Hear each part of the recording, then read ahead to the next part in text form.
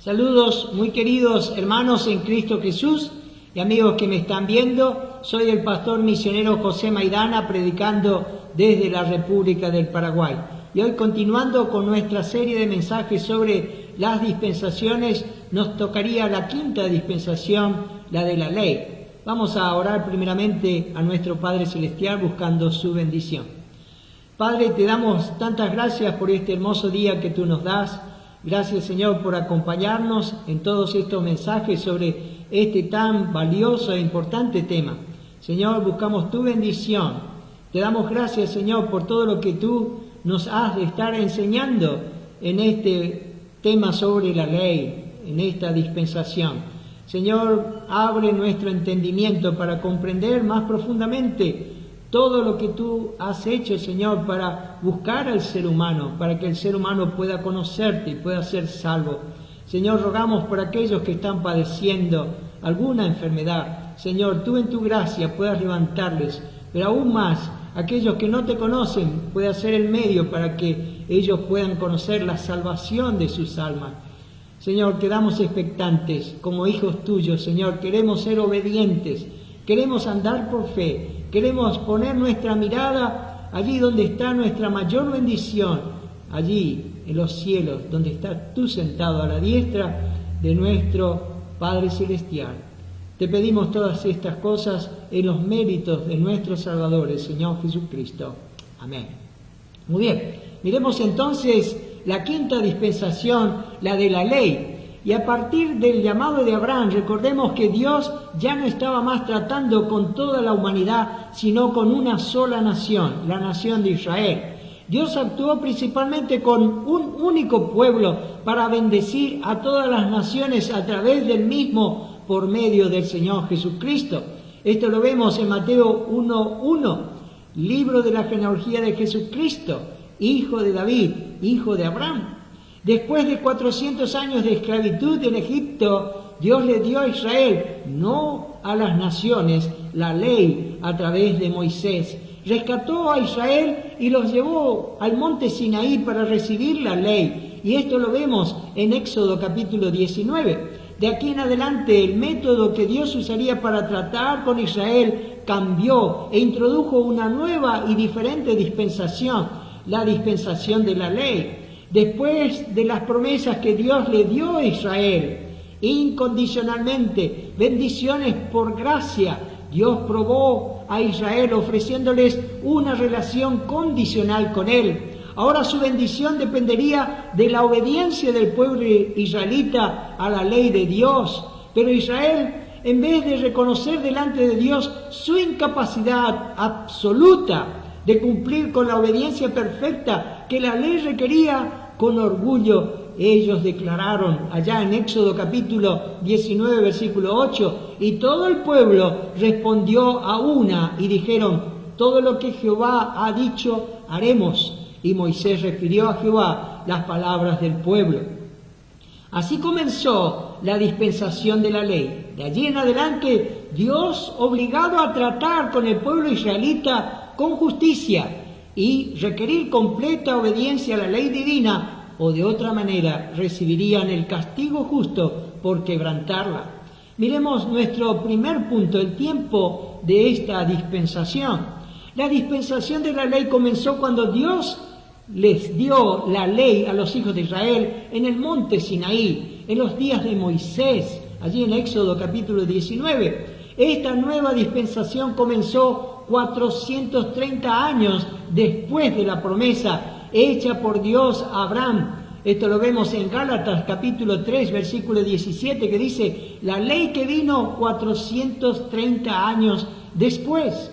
¿Cuándo terminó la dispensación de la ley? Terminó con la crucifixión del Señor Jesucristo en el monte Calvario. En Juan 19:30 dice: cuando Jesús hubo tomado el vinagre, dijo: consumado es. Y habiendo inclinado la cabeza, entregó el Espíritu. Desde el monte Sinaí hasta el monte Calvario, desde el Éxodo hasta la cruz. Esta dispensación, por lo tanto, cubrió un espacio de tiempo de aproximadamente 1500 años. Durante este tiempo se escribieron todos los libros del Antiguo Testamento, desde el libro de Éxodo hasta Malaquías, 38 libros. Miremos el segundo punto, la nueva revelación en esta dispensación. Hasta aquí nosotros tenemos 5 factores que gobernaban a la humanidad: la conciencia, el gobierno humano, la promesa y ahora la ley mosaica. Y por supuesto el Espíritu Santo actuando en cada época. Lo segundo, Dios dio mucha revelación nueva a Moisés, que lo vemos aquí en el Pentateuco, en los 5 primeros libros del Antiguo Testamento. La mayor parte del Antiguo Testamento es la revelación dada a Israel para gobernar sus vidas bajo la ley. Qué contraste, ¿no es cierto?, con la cantidad de revelación para cada una de las primeras 4 dispensaciones. Cuando vimos la dispensación de la inocencia, solamente 3 capítulos cubrían todo este periodo de tiempo.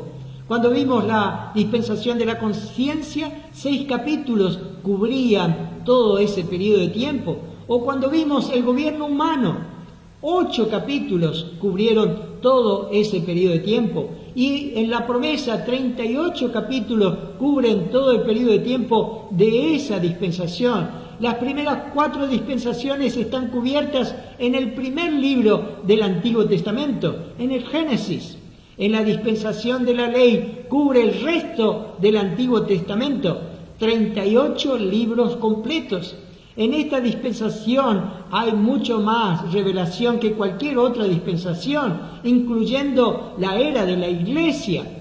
Nos preguntamos, ¿cuánto se revela sobre la era de la Iglesia en el Antiguo Testamento? Algunas verdades como la Iglesia no se revelan en absoluto en el Antiguo Testamento. Dios esperó hasta el Nuevo Testamento para revelar allí la Iglesia. La Iglesia era un misterio. Por supuesto que muchos de los libros también revela sobre la futura era del reino. Bueno, una gran parte entonces de la Biblia es una revelación de las condiciones durante la dispensación de la ley. Lo tercero, se revela la historia de Israel durante este período. En esta época los hijos de Israel se desarrollaron como nación por varios períodos históricos. Miremos en este primer gráfico el peregrinaje por el desierto bajo Moisés, llegando hasta el monte Sinaí y recibiendo las tablas de la ley. El período de la conquista bajo Josué, el período de los jueces. Pasaron los años e Israel demanda un rey, como las demás naciones. El gobierno cambia de una teocracia a una monarquía. Luego viene el período de los reyes, cuando el reino de Israel estaba unido con el primer rey Saúl, después con el segundo, David, y finalmente con el tercero, Salomón. El rey Salomón edifica el primer templo en Jerusalén.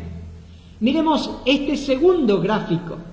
La desobediencia lleva a la división del país en un reino del norte y otro del sur.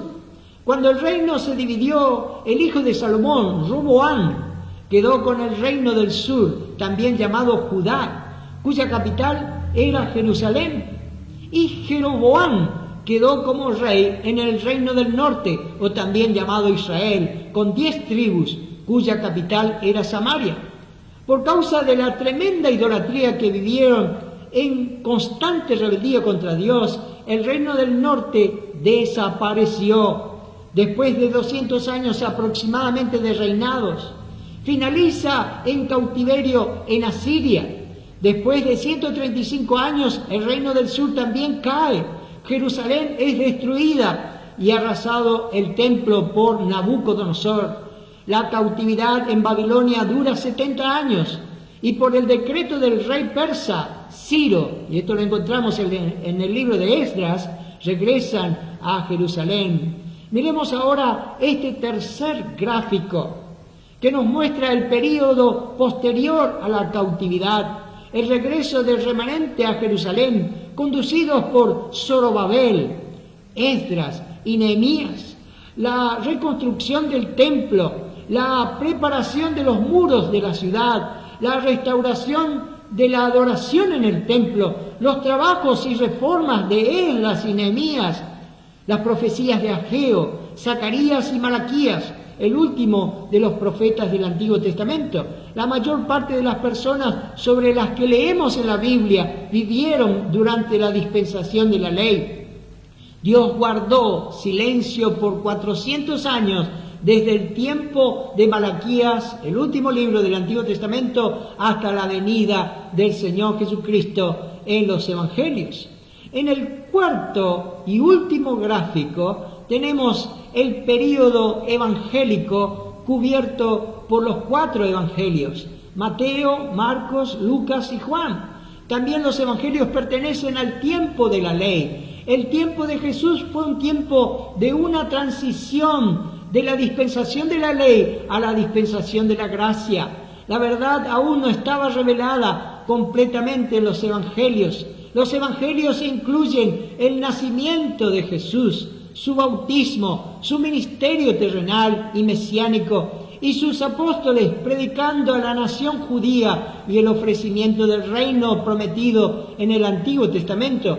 Aunque algunos de los principios de la gracia se revelan en los evangelios, está claro que la ley seguía en vigor hasta la crucifixión. La quinta dispensación termina en el juicio del pecado en el Calvario, pero el Mesías resucitó de la tumba y después de 40 días ascendió a los cielos desde el monte de los olivos. Hasta aquí nuestro gráfico. Miremos entonces nuestro tercer punto: responsabilidades en esta dispensación. Esta nueva revelación trajo nuevas responsabilidades a Israel. Dios entregó un conjunto único de leyes a su pueblo, el cual llamó mi pacto. Ellos debían dar oído a la voz de Dios y guardar los mandamientos de Dios. En Éxodo capítulo 19, versículo 5 dice: ahora pues, si diereis oído a mi voz y guardareis mi pacto, vosotros seréis mi especial tesoro sobre todos los pueblos, porque mía es toda la tierra. Dios dio a su pueblo 248 mandamientos y 365 prohibiciones. En total fueron 613 instrucciones de acuerdo a los cálculos judíos, entre las cuales también están los 10 mandamientos. Esto cubre todas las fases de la vida y de las actividades humanas que debían caracterizar a la nación escogida. Primero, ninguna otra nación en la tierra obtuvo tal ley y ellos tenían una gran responsabilidad. Este paquete especial, que contenía numerosas leyes y mandatos, fue entregado solo a una nación especial, a Israel. En Deuteronomio capítulo 4, versículos 7 y 8 dice el Señor: porque ¿qué nación grande hay que tenga dioses tan cercanos a ellos como lo está Jehová nuestro Dios en todo cuanto le pedimos? ¿Y qué nación grande hay que tenga estatutos y juicios justos como es toda esta ley que yo pongo hoy delante de vosotros? El apóstol Pablo dice en Romanos 9:4 que son israelitas, de los cuales son la adopción, la gloria, el pacto, la promulgación de la ley, el culto y las promesas. Los gentiles no poseían esta ley. En el Salmo 147:20 dice: no ha hecho así con ninguna otra de las naciones, y en cuanto a sus juicios no los conocieron. Miremos el segundo: debían obedecer la ley, ya sea la ley moral, civil y ceremonial. En Deuteronomio capítulo 6, versículo 1 y 2 dice: estos pues son los mandamientos, estatutos y decretos que Jehová vuestro Dios mandó que os enseñase, para que los pongáis por obra en la tierra a la cual pasáis vosotros para tomarla, para que temáis a Jehová tu Dios, guardando todos sus estatutos y sus mandamientos que yo te mando, tú, tu hijo y el hijo de tu hijo, todos los días de tu vida, para que tus días sean prolongados. Los hijos de Israel eran responsables de guardar toda la ley, no solo parte de ella. La ley requería una obediencia continua y total. Esta ley conllevaba bendición y maldición, según vemos allí en Deuteronomio capítulo 28. Bendiciones por la obediencia y maldiciones por la desobediencia. Dios a veces intervino sobrenaturalmente para asegurar que la ley no fuera violada. Por ejemplo, Nadab y Abiú, hijos de Aarón, intentaron ofrecer un sacrificio extraño y Dios envió fuego del cielo y los mató. O Coré intentó asumir las funciones sacerdotales. La tierra se abrió, dice la palabra del Señor, y se lo tragó vivo a él, a sus familias y a sus seguidores. Pero también el rey Usías trató de entrar en el templo y ejercer las funciones sacerdotales. Dios lo hirió con lepra, de la que nunca se recuperó. Tercero, considere la naturaleza temporal de la ley mosaica. En Juan capítulo 1, versículo 17 dice: pues la ley por medio de Moisés fue dada, pero la gracia y la verdad vinieron por medio de Jesucristo. La ley era hasta Cristo. Lo mismo lo dice el apóstol Pablo allí en Romanos capítulo 10, versículo 4, porque el fin de la ley es Cristo, para justicia a todo aquel que cree. La promesa de un nuevo pacto indicaba que el antiguo no iba a durar para siempre. Esto lo dice allí en Hebreos capítulo 8, versículo 13. Al decir nuevo pacto, ha dado por viejo el primero, y lo que se da por viejo y se envejece está próximo a desaparecer. Considere la salvación en la dispensación de la ley. En Romanos capítulo 4, versículos 5 y 6, el apóstol Pablo, hablando de la salvación de Abraham y de David, dice: mas el que no obra, si no cree en aquel que justifica al impío, su fe le es contada por justicia. Como también David habla de la bienaventuranza del hombre a quien Dios atribuye justicia sin obras. Los judíos individualmente, como David, debían creer en la revelación que Dios les había dado y serían salvos personalmente por la gracia a través de la fe, como Abraham. en la era anterior y como todos los creyentes en el día de hoy, como dice Romanos capítulo 5 versículo 1, justificados pues por la fe, tenemos paz para con Dios por medio de nuestro Señor Jesucristo. Muchas personas fueron salvas durante la dispensación de la ley, pero su salvación estaba totalmente desvinculada de la ley, como lo está hoy. Tengan en cuenta que los judíos que vivían en la era de la ley no creían en Jesucristo como su Salvador y Señor. Ellos no creían en una Trinidad, tampoco creían en la muerte, sepultura y resurrección del Señor Jesucristo. No se entendía en esa época. Ellos simplemente creyeron en la revelación que Dios les había dado de sí mismo en ese momento. La salvación es siempre por la fe, pero el contenido de esa fe cambiaba en edad a edad con el progreso de la revelación.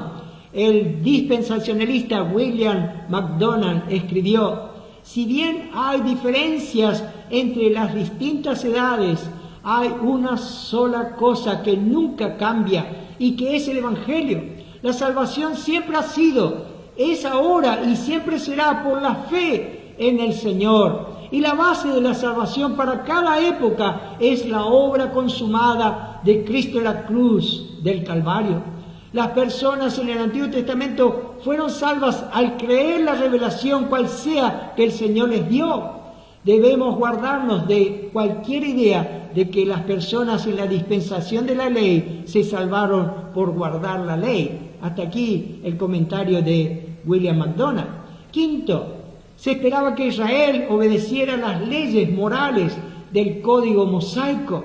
Las leyes morales de Israel estaban contenidas principalmente en los 10 mandamientos y se encuentran en Éxodo capítulo 20 y también en Deuteronomio capítulo 5.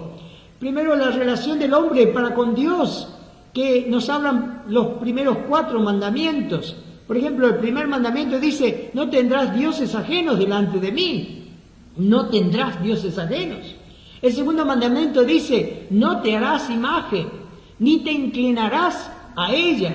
Como vemos que muchas religiones lo hacen actualmente, hacen imagen, ya sean de yeso, ya sea de madera o de oro, de plata, lo que sea, y se inclinan ante ellas. Y vemos cómo las escrituras son bien claras. Dice: no te harás imagen, no te inclinarás a ella.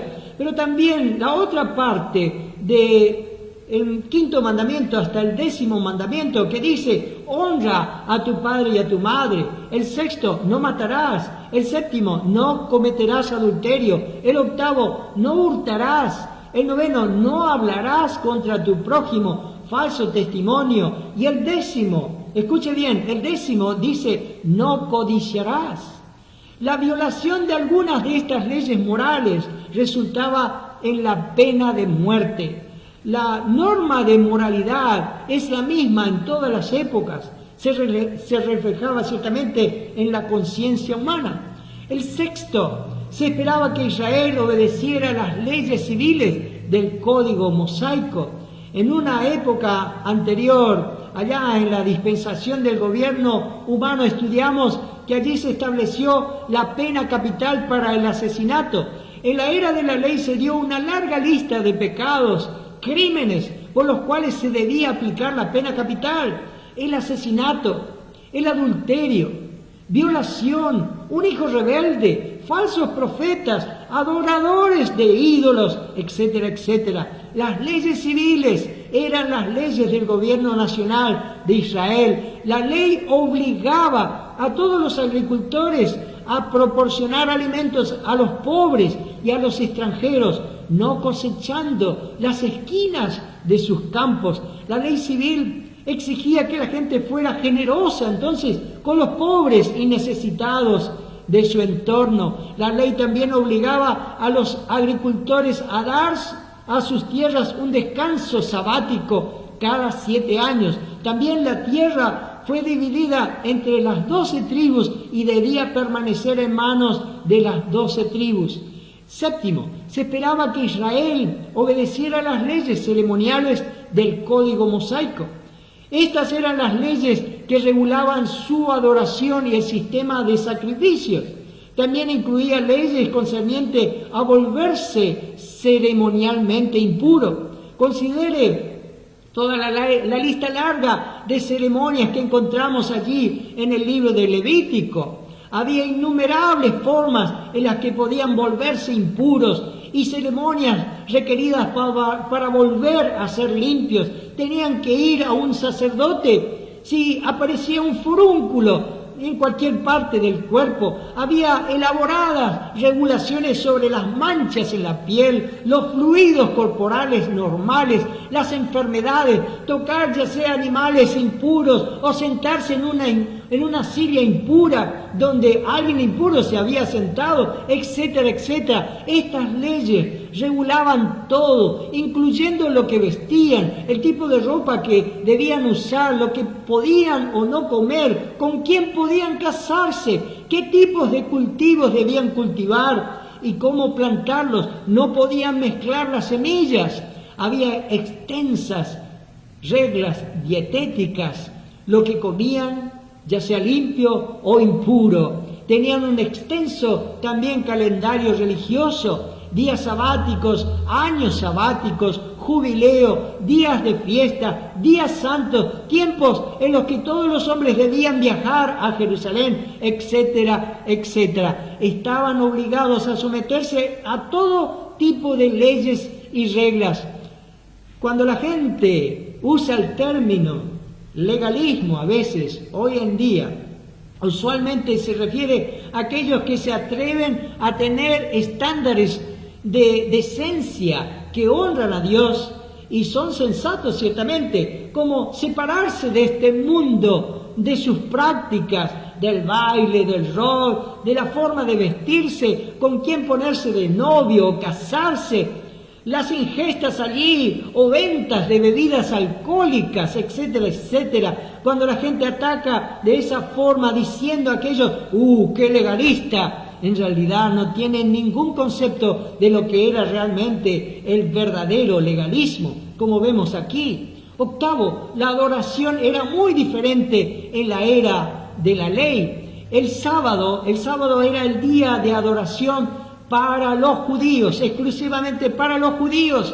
Había extensas reglas sobre el culto en el templo. La ley incluía muchas clases de sacrificios, ofrendas de paz, holocausto, ofrendas por el pecado, ofrendas por la culpa. La ley inició el sacerdocio judío arónico. Nadie podía ofrecer un sacrificio excepto un sacerdote arónico, y solo en el altar de Jerusalén había un lugar central para la adoración durante esta dispensación, y era el único lugar, ya sea en el tabernáculo o en el templo. Dios dijo que moraría con los hijos de Israel en el Santo de los Santos sobre el propiciatorio, allá en Éxodo capítulo 25, versículos 8 y 9.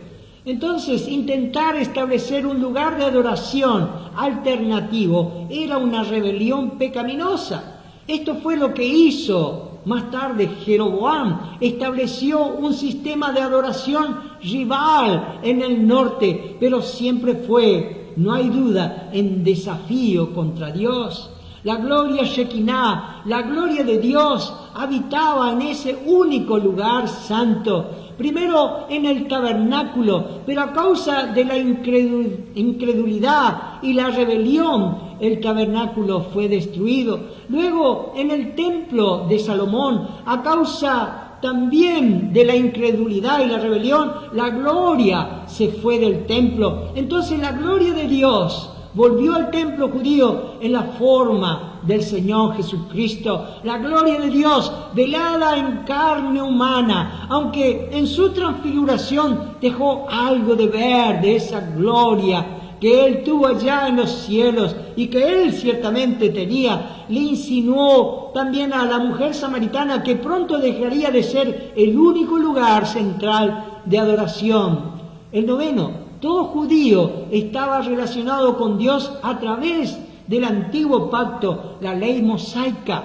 Todos ellos eran su pueblo del pacto por medio del nacimiento físico como hijos de Abraham a través de Jacob. Sin embargo, la mayoría de los judíos no fueron justificados por la fe.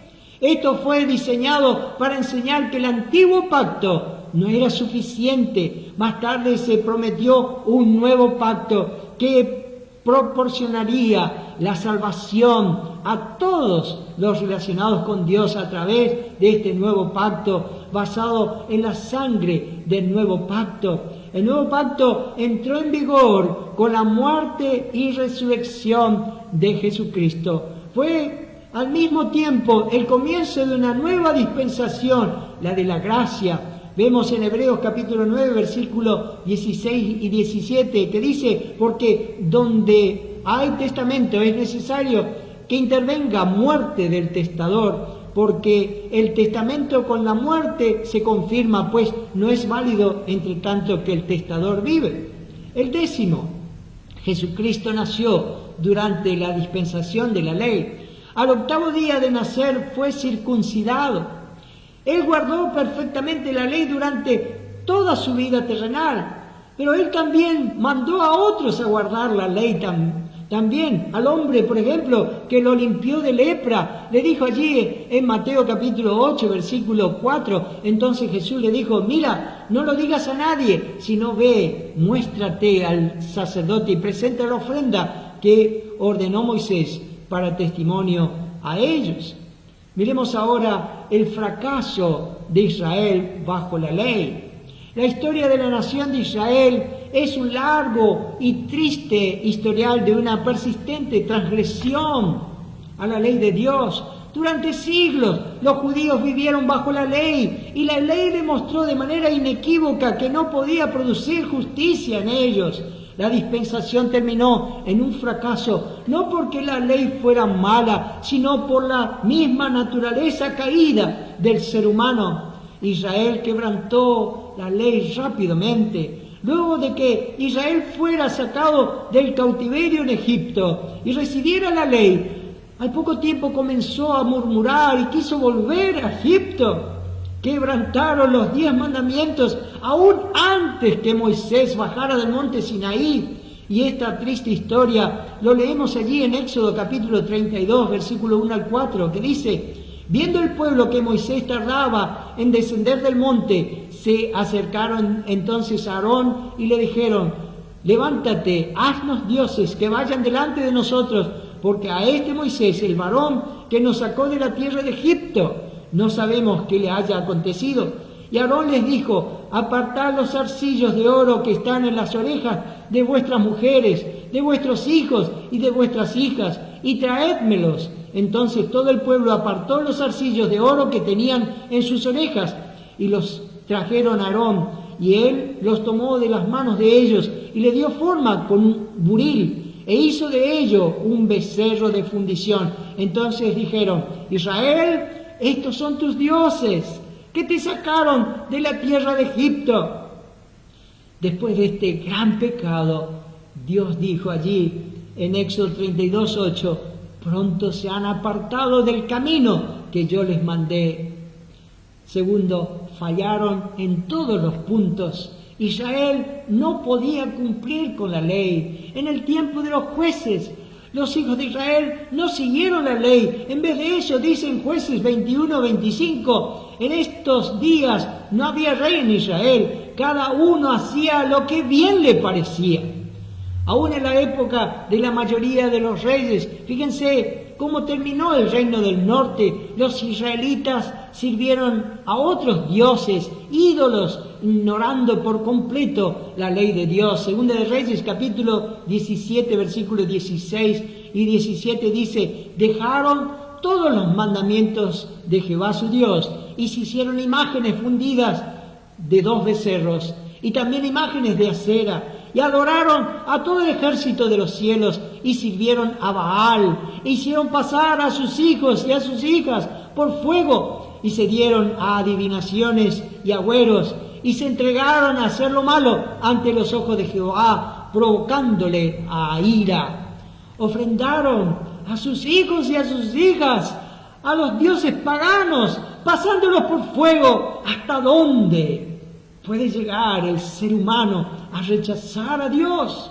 Pero al final Israel rechazó a su propio Mesías. La nación de Israel no solo no guardó la ley, sino que también rechazó a su Mesías, el Salvador prometido, al Señor Jesucristo. En Juan 1:11 dice, a los suyos vino y los suyos no le recibieron.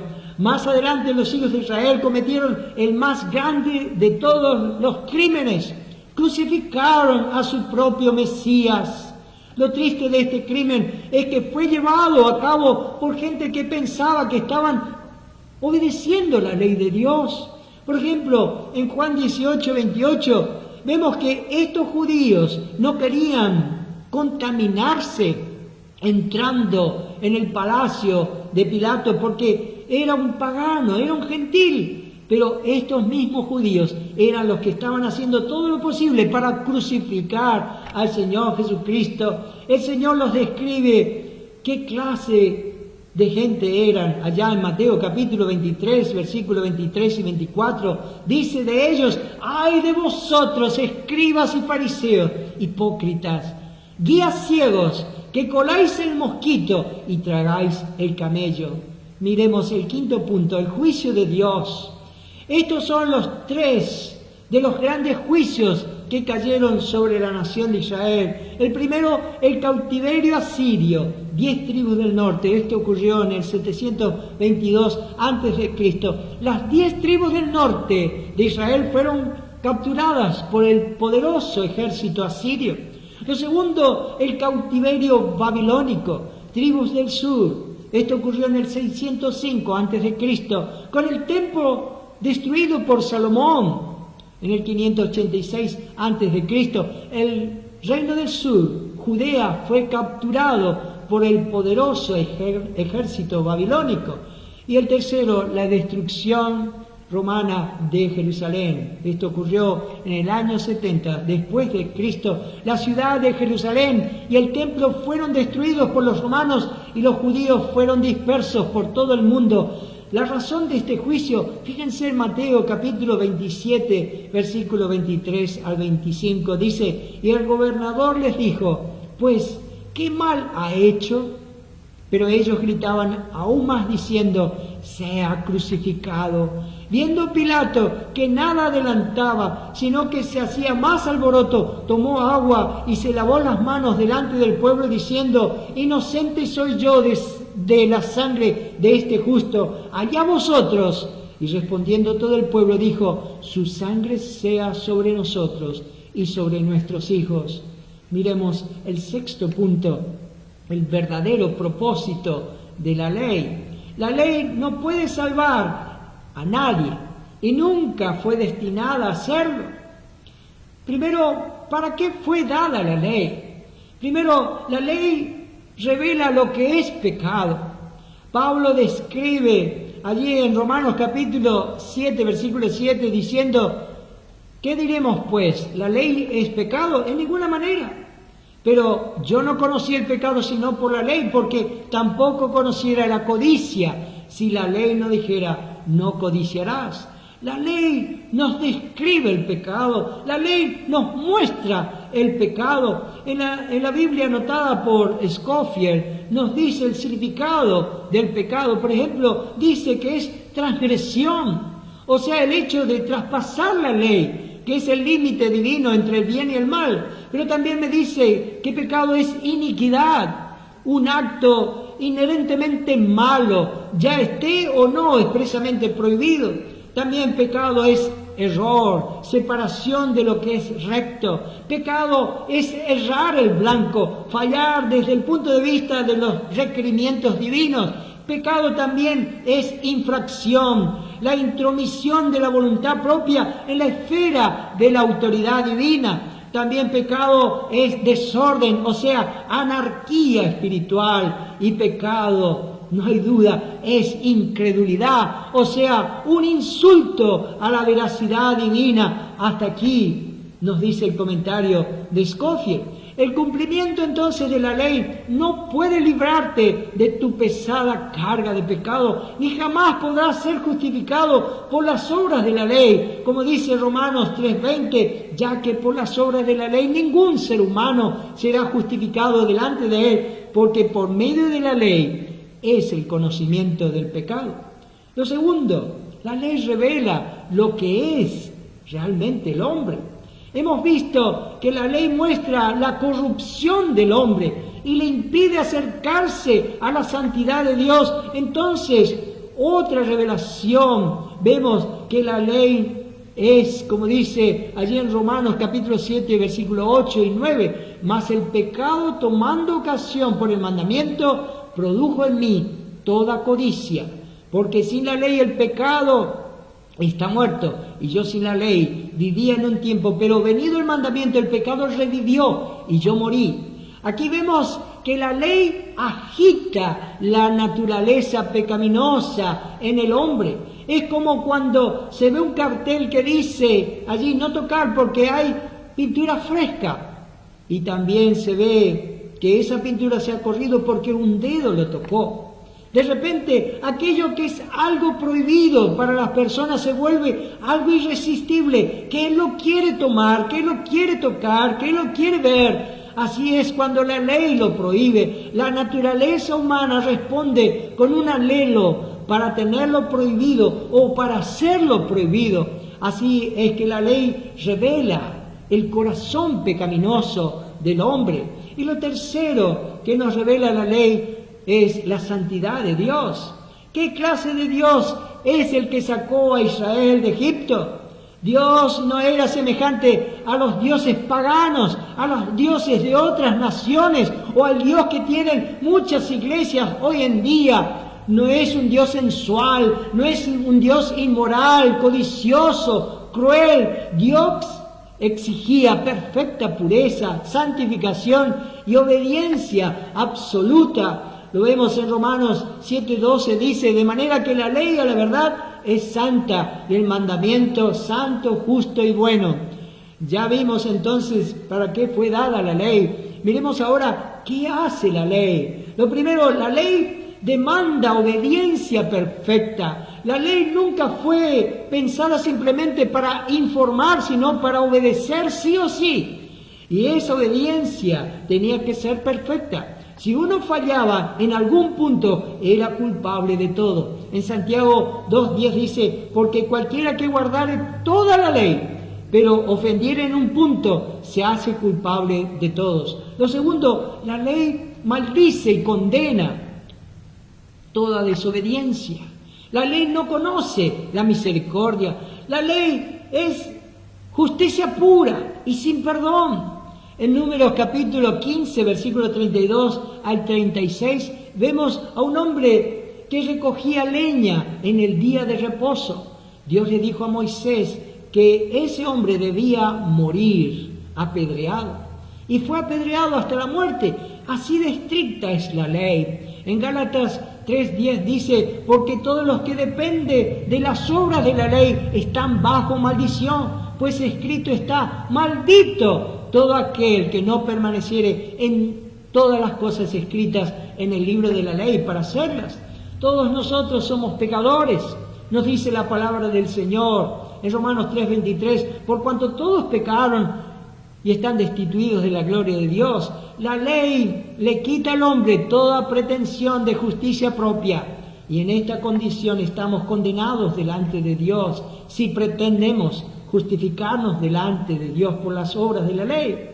Pero la ley también conduce al hombre a la fe en Cristo. La ley sirvió a Israel como un instructor, dice la palabra de Dios, que lo dirige hacia Cristo, como vemos en Gálatas 3:24. De manera que la ley ha sido nuestro ayo para llevarnos a Cristo, a fin de que fuésemos justificados por la fe.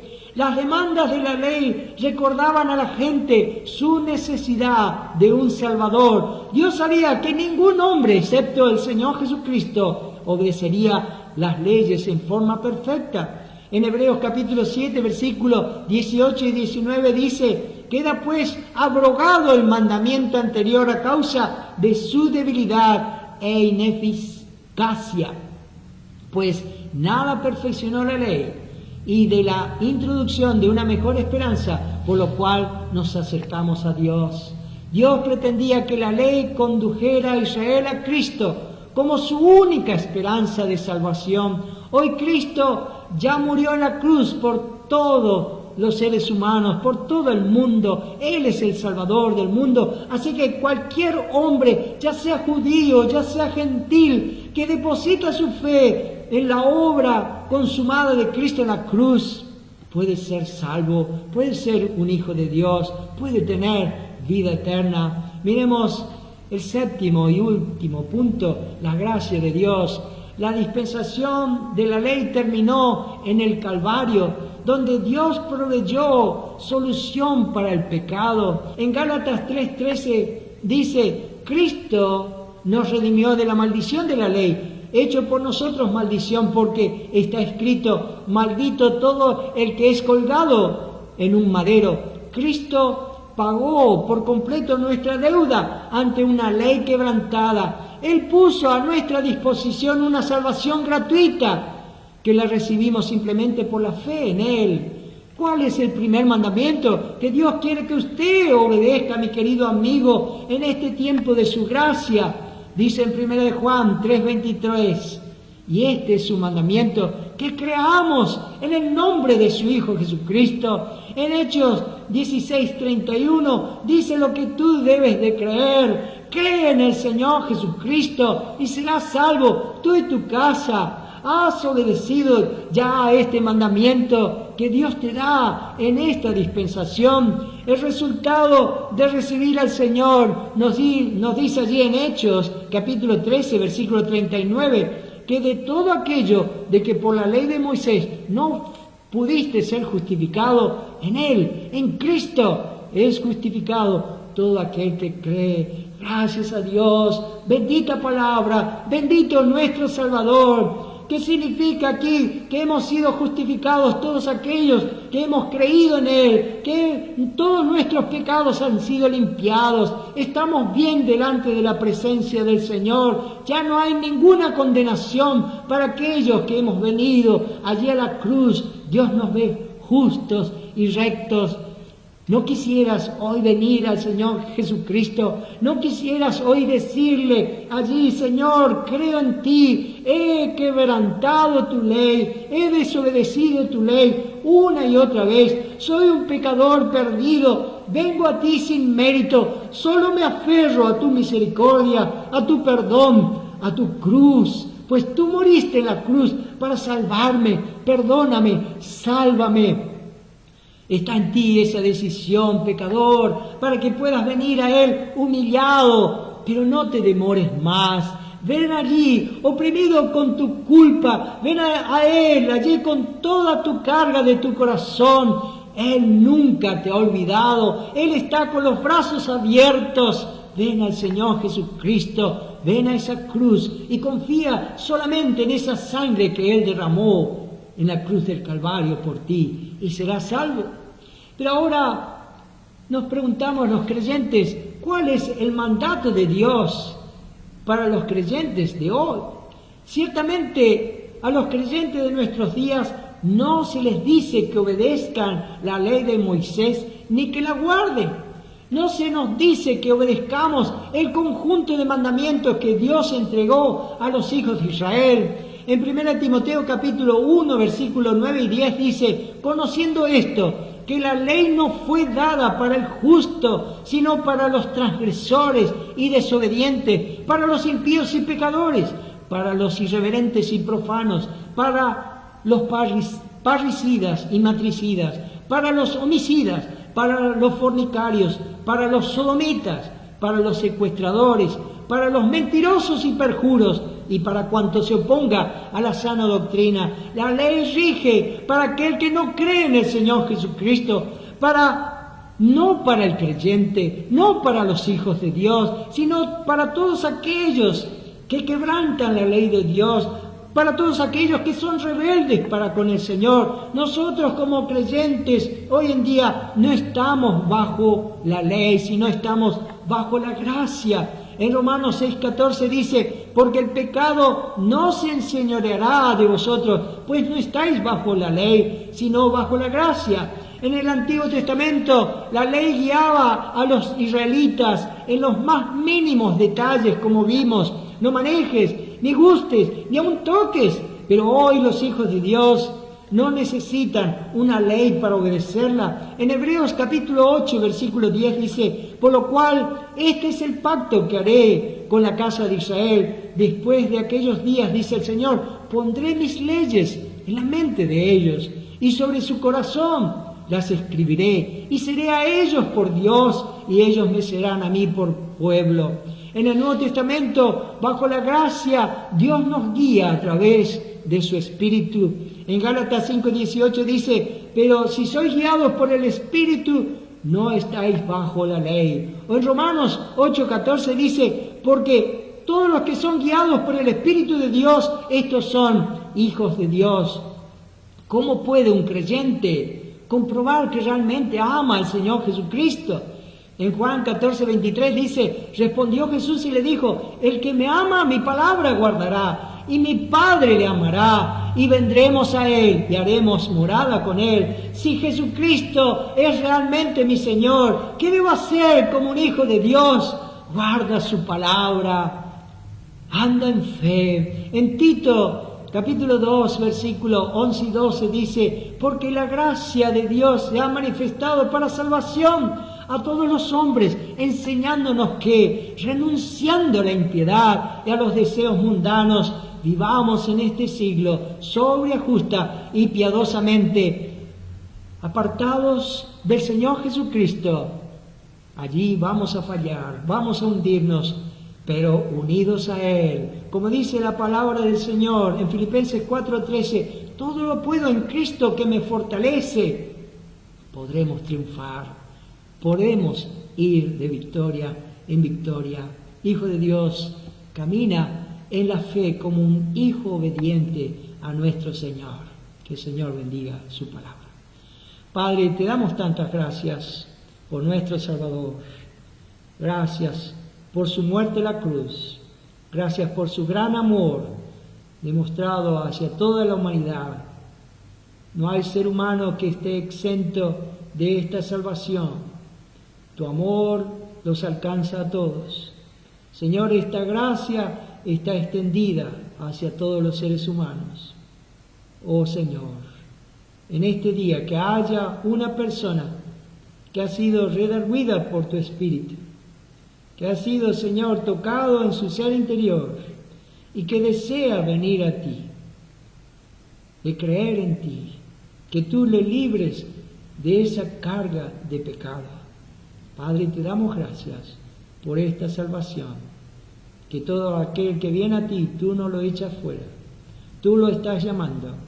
Señor, edifícanos, fortalécenos en la fe, que nuestra vida sea robustecida por medio de nuestro Salvador, el Señor Jesucristo.